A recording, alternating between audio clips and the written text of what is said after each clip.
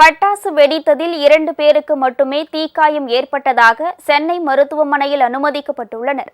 பிற இடங்களில் பாதிப்பு இல்லை என மக்கள் நல்வாழ்வுத்துறை அமைச்சர் சுப்ரமணியன் தெரிவித்துள்ளார்.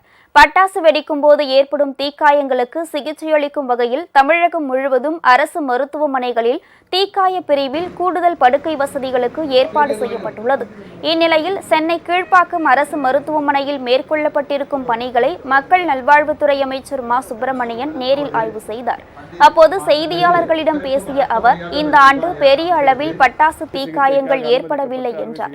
சென்னையில் மட்டும் 2 பேர் தீக்காயம் காரணமாக மருத்துவமனையில் சிகிச்சை பெற்றதாகவும் அவர் கூறினார். இதுவரை நேற்று இரவும் இன்று காலையும் கூட தமிழ்நாட்டில் கீழ்ப்பாக்கம் அரசு மருத்துவமனையை தவிர்த்து வேறெங்கும் பட்டாசு வெடித்து காயம் ஏற்பட்டவர்கள் என்கின்ற நிலையில் எங்கேயும் யாருக்கும் பாதிப்பு ஏற்படவில்லை என்பது மகிழ்ச்சியான செய்தி.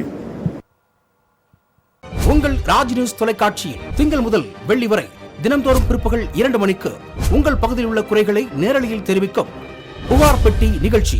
பங்கு பெறுங்கள், பயனடையுங்கள், காணத் தவறாதீர்கள்.